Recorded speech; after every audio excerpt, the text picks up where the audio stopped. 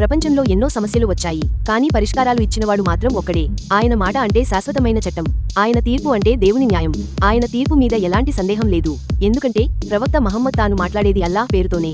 పిల్లల, తల్లుల సమస్యలు కావచ్చు, సామాజిక సంక్షోభాలు కావచ్చు, లేదా యుద్ధం తర్వాతి పరిష్కారాలైనా కావచ్చు, ప్రతి ప్రశ్నకు ఆయన దగ్గర తీర్పు సిద్ధంగా ఉంటుంది. అప్పుడు ప్రవక్త మహమ్మద్ ఇచ్చిన, చరిత్రను కుదిపేసిన, సమాజాన్ని శూన్యం చేసిన ఒక గొప్ప పరిష్కారాన్ని చూద్దాం. మహానుభావులు మాట్లాడే మాటలు అస్సలు అర్థం చేసుకోలేవు. యుద్ధం ముగిసింది. బను ఖురైజా యూదులు ప్రవక్త మహమ్మద్ ఎదుట లొంగిపోయారు. తర్వాత ఏమైంది? ప్రవక్త నిర్ణయించాడు, బూటీ పంచాలి. ఆ జాతిని 3 భాగాలుగా విడగొట్టారు. 1 మహిళలు మరియు బాలికలు బానిసలుగా మార్చబడ్డారు. 2 పురుషులు యుద్ధయోధులుగా గుర్తించి చంపారు. 3 పిల్లలు. వీరిలో ఎవరు చిన్నవాళ్లు, ఎవరు పెద్దవాళ్లు, ఏ విధంగా గుర్తించాలి? ఇక్కడే ప్రవేశిస్తాడు ప్రవక్త మహమ్మద్ తన జ్ఞానంతో.